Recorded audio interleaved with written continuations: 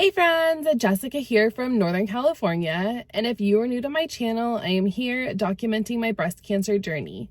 I was diagnosed with a stage 3B breast cancer in November of 2022. I had a radical mastectomy of the left side where they removed 36 lymph nodes, 12 were unfortunately positive. I went through chemotherapy, I had radiation therapy, I had my right breast removed prophylactically, and then I had an oophorectomy so that I would not have to undergo the Lupron shots to force me into menopause because of the estrogen that the ovaries produce. My last video, I shared with you guys that I had just a checkup, chest or breast MRI.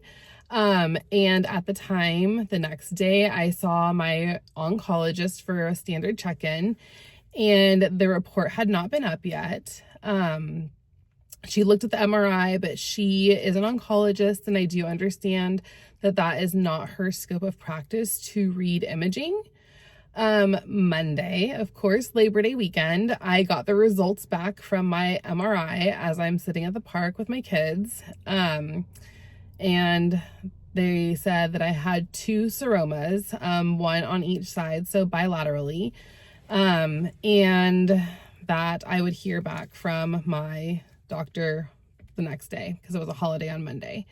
So Tuesday, I got an email from my doctor that, yes, we need to do something about these seromas, which is why I was having uncomfortable kind of like pins and needle feeling in my armpit, mainly on the left side.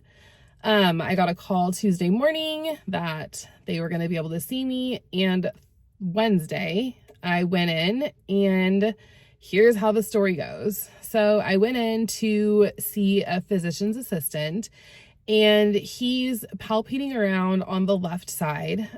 He saw from the notes from the radiologist that the seroma on the left side was 8 centimeters by 6 centimeters. So he's feeling, and he said that typically when you see or feel a seroma, that it is very much like encapsulated and you can feel that bump there.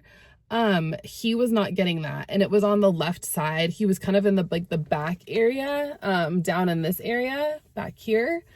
So he was like, we can go in and try. I don't know that I'm going to be successful, but I was at the point, like, I'm here, let's, try. So he, of course, gives me some lidocaine to make me comfortable, which is not fun, the burning sensation. And he goes in with the pretty decent size gauge needle. He attempts to remove fluid. He is unsuccessful. And so he was kind of like, well, let's see if your breast surgeon is here, the one that did my mastectomies. So at the time, she was in a consult, which I understand those are some of the scariest things that people go through, the consults. So I hung out, waited about 40 minutes, and I get a knock at the door, and Dr. Tang comes in, and she does bring in an ultrasound with her, which the ultrasound machine kind of can show her where the fluid is at. So she ultrasounds it, and she kind of went more from the front part or the anterior of my chest wall. So with a guided ultrasound, she numbed me up, went in with that huge ass needle again, sucked out a ton of fluid. I think it was 27 milliliters there. And then she guided it over more towards right in this area. Again, gave me lidocaine, stuck the needle in again, and took out about 30 more milliliters of fluid. At the time she's pulling out the rest of that fluid, she said that she felt the seroma collapse, which means that hopefully we should not have any more fluid. As to why it happened, there is no rhyme or reason. She said that it could have been from one of those fabulous bear hugs my children gave me. It could be from an intense movement or an intense workout, which I have been doing Pilates for the last 3.5 weeks. So that possibly could have something to do with it. But she just had no idea. It's far enough after surgery that it should not have been due to surgery. She did say that when I finally get my next scar revision surgery, that she will consult with the surgeon about unfortunately placing drains. just to prevent or mitigate this from happening again.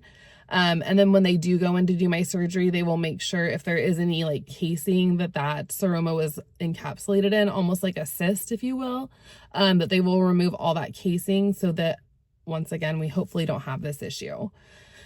As she was pulling the fluid out, it was kind of like a yellowish, orangish, like thick consistency fluid. And she kept saying over and over that it looks normal, it looks benign. But to be on the safe side with everything that we've gone through, she is going to send it off to cytology for cell testing. It is Friday today, and as of right now, I have not received any results. I'm part of Kaiser, and earlier this week, they had a Kaiser-wide shutdown of everything. So I'm not expecting any results anytime soon. I'm not overly concerned. I'm at peace of mind just having it removed.